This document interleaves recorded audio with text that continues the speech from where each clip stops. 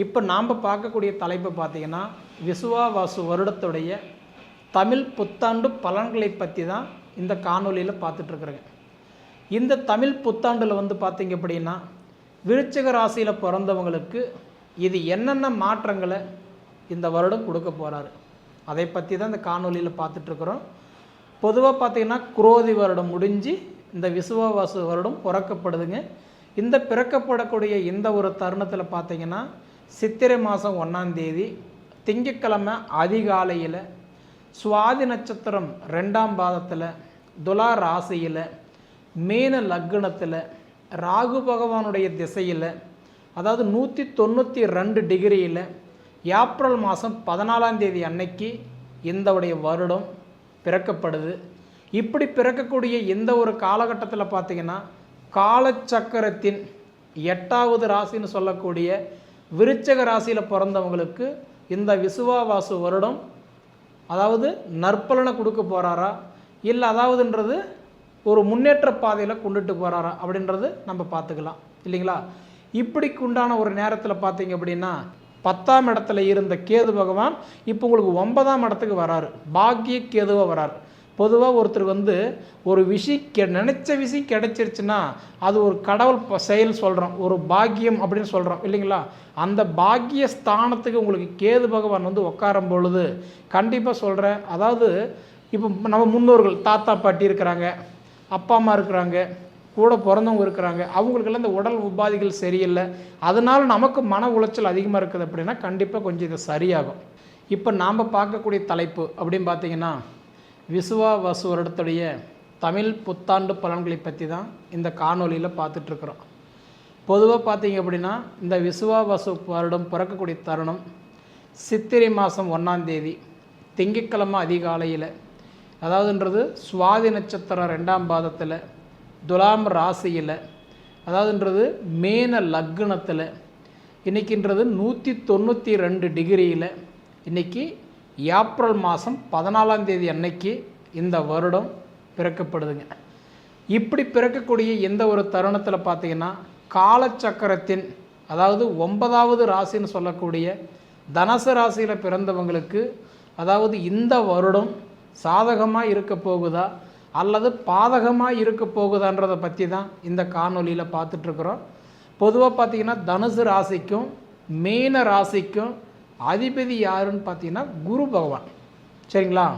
ஏன்னா பழமொழி சொல்லுவாங்க, குரு கொடுப்பார் எவர் தடுப்பார், குரு கொடுத்தா கோடி கோடியாக கொடுத்துருவார். அப்போ குருவுடைய பார்வைப்பட்டா கோடி புண்ணியன்னு சொல்லுவாங்க. அப்போ உங்கள் ராசிக்கே அதிபதியாக குரு பகவான் தான் இருக்கிறாரு. இப்படி இருக்கக்கூடிய இந்த காலகட்டத்தில் பார்த்தீங்கன்னா அதாவது இந்த வருடத்தில் குரோதி வருடம் முடிஞ்சு இப்போ விசுவாவசு வருடம் பிறக்கப்படுது. இந்த பிறக்கக்கூடிய இந்த ஒரு தருணத்தில் பார்த்தீங்க அப்படின்னா தனுசு ராசியில் பிறந்தவங்களுக்கு எந்தெந்த கிரக பயிற்சி நல்லா இருக்குது, எந்தெந்த கிரக பயிற்சி நல்லா இல்லை, அதாவது எப்படி நம்மளோட நேரகாலம் இருக்குன்றதை பற்றி தான் முழுமையாக நம்ம பார்க்குறோம். இப்படி இருக்கக்கூடிய இந்த காலகட்டத்தில் பார்த்தீங்க அப்படின்னா பொதுவாக பார்க்கும்போது இந்த குரோதி வருடம் பங்குனி மாதம் 15ஆம் தேதி அன்னைக்கு, அதாவது மே மாதம் இன்றைக்கி அதாவதுன்றது மார்ச் மாதம் 29ஆம் தேதி அன்னைக்கு சனி பகவான் பயிற்சி ஆனார். கும்பராசியிலிருந்து அவர் கட்டன்றது மீன ராசிக்கு பயிற்சி அடைஞ்சார். அந்த பயிற்சி அடைஞ்ச காலம் அப்படின்னு நம்ம பார்த்தோம் அப்படின்னா கரெக்டான்றது இந்த உடைய தனுசு ராசிக்காரங்களுக்கு ஆல்ரெடி கிட்டத்தட்ட 2.5 வருடத்துக்கு முன்னாடியே உங்களுக்கு 7.5 சனி அப்படின்றது முடிஞ்சு போச்சு. அந்த 2.5 வருடத்துக்கு முன்னாடியே முடிஞ்ச அந்த 7.5 சனி இருந்தால் கூட கிட்டத்தட்ட இந்த 2.5 வருட காலமாக 7.5 சனி இருக்கும்போது கூட அவ்வளோ கஷ்டன்றது இல்லைங்க. முடிஞ்சும் அவ்வளோ கஷ்டன்றது தனுசு ராசிக்காரங்களுக்கு ஒரு 2.5 வருட காலமாக சிரமத்தை அனுபவிச்சுக்கிட்டு தான் இருந்தீங்க. அப்படி இருந்தவங்களுக்கு ஏதோ போன குரோதி வருடத்துலையாவது சிரமம் முடிஞ்சு கஷ்டமெல்லாம் முடிஞ்சு ஏதோ இந்த உடைய வருடமாவது நமக்கு நல்லா இருக்குமா அப்படின்னு நீங்கள் பார்த்தீங்க அப்படின்னா கரெக்டாக பார்க்கும்போது குரோதி வருடம் பங்குனி மாதம் 15ஆம் தேதி அன்னைக்கு, அதாவது மார்ச் 29ஆம் தேதி அன்னைக்கு பார்த்தீங்க அப்படின்னா சனி பகவான் கும்பராசியிலிருந்து மீன ராசிக்கு வந்துட்டார். அப்படி வரக்கூடிய தருணம் பார்த்திங்கன்னா உங்களுக்கு 3வது வீட்டில் இருந்து, அதாவது 3வது இடம்னு சொல்கிறது பார்த்திங்கன்னா உங்களுக்கு கரெக்டாக கும்பராசியிலிருந்து இப்போ 4வது வீட்டுக்கு மீன ராசிக்கு சனி பகவான் பயிற்சி ஆயிட்டார். ஆனால் இந்த அர்த்தாஷ்டம சனியாக வர்றதுனால வந்து பார்த்திங்க அப்படின்னா எவ்வளோக்கு எவ்வளவு நம்ம பொறுமையாக கவனமாக நிதானமாக செயல்படுறோமோ அந்த அளவுக்கு நமக்கு வந்து கண்டிப்பாக பரவாயில்ல நம்ம சொல்லலாம். முடிஞ்ச வரைக்கும் இந்த அர்த்தாஷ்டம சனியில் வந்து பார்த்திங்க அப்படின்னா அதாவது நம்ம என்ன செய்யக்கூடாது என்ன செய்யலாம் அது நீங்கள் தெரிஞ்சு நீங்கள் அதன்படி நீங்கள் ட்ராவல் பண்ணி போனீங்க அப்படின்னா கண்டிப்பாக உங்கள் வாழ்க்கை இந்த வருடம் நல்லாவே இருக்கும். குரோதி வருடத்தில் இருந்த கஷ்டம் இந்த விசுவாவாச வருடத்தில் கண்டிப்பாக உங்களுக்கு இருக்காது. நீங்கள் பயப்பட தேவையில்லை. சரிங்களா? இருந்தாலும் யாருமே உங்களுக்கு ஃபோன் பண்ணியோ நீங்கள் கேட்டாலோ இல்லை உங்களுக்கு கூகுள் அதை வந்து பார்த்துட்டா நீங்கள் சர்ச் பண்ணாலோ இல்லை ஃபேஸ்புக்கு இன்ஸ்டாகிராம் இன்றைக்கி யூடியூப் இதெல்லாம் செக் பண்ணி பார்த்தீங்கன்னா கண்டிப்பாக தனுசு ராசிக்காரங்களுக்கு இந்த அர்த்தாஷ்டாம சனியாகப்பட்டது வந்து பார்த்திங்கன்னா 2027 வருடம் 6வது மாதம் 3ஆம் தேதி வரைக்கும் கிட்டத்தட்ட 2 வருஷம் 2 மாதம் 5 நாள் முடிகிற வரைக்குமே உங்களுக்கு இந்த அர்த்தாஷ்டம சனி வந்து கண்டிப்பாக உங்களுக்கு பாதகமான பலன்கள் தான் கொடுக்கும்.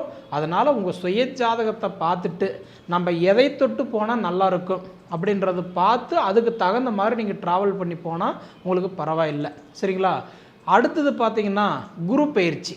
அதாவது சித்திரை மாதம் 31ஆம் தேதி அன்னைக்கு குரு வந்து பயிற்சி அடைகிறார். சித்திரை 31 ஆங்கிலத்துக்கு சொல்லணும் அப்படின்னா 2025 வருடத்தில் மே மாதம் 14ஆம் தேதி. அப்போ குரு வந்து என்ன பண்ணுறாரு, ரிஷபத்தில் இருக்கிற குரு வந்து மிதுனத்துக்கு போகிறாரு. அப்போ உங்கள் ராசிக்குன்றது 6ஆம் இடத்துல இருக்கக்கூடிய குரு பகவான் 7ஆம் இடத்துக்கு போகிறாரு. 7ஆம் இடம்னு சொல்கிறது வந்து பார்த்திங்கன்னா கலஸ்தர குருவாக வராரு.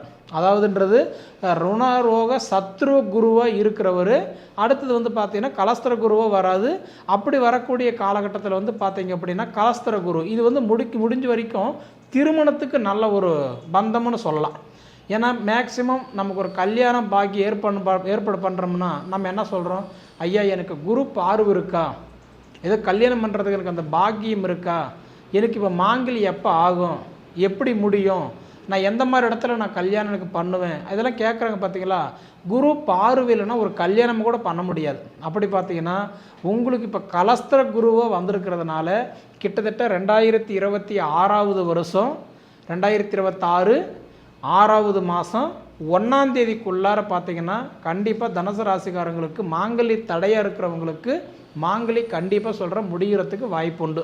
அப்போ திருமணம் ஆகிறதுக்கு வாய்ப்புண்டு. அதே சமயம் பிரிஞ்சு குடும்பம் ஒன்றா சேர்கிறதுக்கு வாய்ப்புண்டு.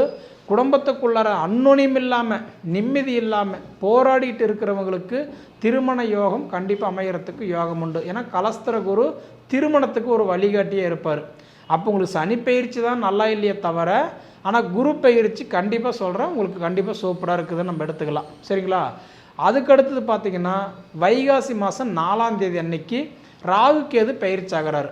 அதாவது மே மாதம் 18ஆம் தேதி உங்களுக்கு வந்து ராகு கேது பயிற்சி ஆகிறாரு. மீன ராசியில் இருக்கிற ராகு பகவான் கும்ப ராசிக்கும் கன்னி ராசியில் இருக்கக்கூடிய கேது பகவான் வந்து சிம்ம ராசிக்கும் பயிற்சி ஆகக்கூடிய இந்த தருணத்தில் பார்த்தீங்க அப்படின்னா உங்களுக்கு வந்து உங்களோட ராசிக்கு ராகு பகவான் 4ஆம் இடத்துல இருந்து, அதாவது சுகஸ்தான ராகுவாக இருந்துட்டு இப்போ வந்து தைரிய வீரிய ராகுவாக வராரு.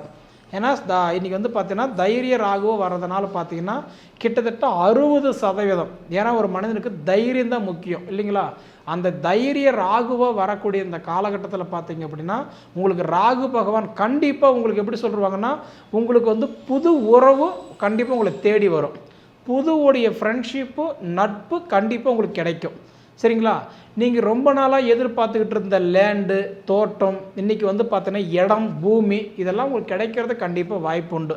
ஏன்னா ரொம்ப நாளாக நம்ம வாங்கணும், இதில் அமைக்கணும், ஒரு வீடு கட்டணும், இந்த இடத்த ஆல்ட்ரேஷன் பண்ணணும், பூமி சார்ந்த விஷயங்கள் நீங்கள் எதிர்பார்க்குறீங்கன்னா கண்டிப்பாக அந்த விஷயம் உங்களுக்கு சக்ஸஸ் ஆகும். நீங்கள் பயப்பட தேவையில்லை. சரிங்களா? அடுத்தபடி பார்த்தீங்க அப்படின்னா கேது பகவான் உங்களுக்கு வந்து இப்போ பாக்கிய கேதுவாக வந்திருக்கிறாரு.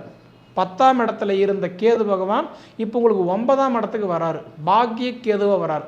பொதுவாக ஒருத்தர் வந்து ஒரு விஷயம் நினச்ச விஷயம் கிடைச்சிருச்சுன்னா அது ஒரு கடவுள் செயல் சொல்கிறோம், ஒரு பாக்கியம் அப்படின்னு சொல்கிறோம் இல்லைங்களா? அந்த பாக்கிய ஸ்தானத்துக்கு உங்களுக்கு கேது பகவான் வந்து உட்காரும் பொழுது கண்டிப்பாக சொல்கிறேன், அதாவது இப்போ நம்ம முன்னோர்கள் தாத்தா பாட்டி இருக்கிறாங்க, அப்பா அம்மா இருக்கிறாங்க, கூட பிறந்தவங்க இருக்கிறாங்க, அவங்களுக்கெல்லாம் இந்த உடல் உபாதிகள் சரியில்லை, அதனால் நமக்கு மன உளைச்சல் அதிகமாக இருக்குது அப்படின்னா கண்டிப்பாக கொஞ்சம் இது சரியாகும். அதே மாதிரி நாம் வந்து கட்டான்றது ஒரு யூனிஃபார்ம் தொட்டு வேலை செய்கிறோம். நம்ம ஒரு அங்கீகாரத்தோட ஒரு காவல்துறையில் இருக்கிறோம், ஒரு மிலிட்ரியில் இருக்கிறோம், ஒரு டாக்டராக இருக்கிறோம், ஒரு கப்பல் படையில் இருக்கிறோம், இந்த மாதிரி பார்த்திங்கன்னா ஒரு ஆர்மியில் இருக்கிறோம். இந்த மாதிரி பார்த்திங்க அப்படின்னா யூனிஃபார்ம் தொட்டு வேலை செய்கிறவங்களுக்கெல்லாம் கண்டிப்பாக இது நல்லாயிருக்கும்.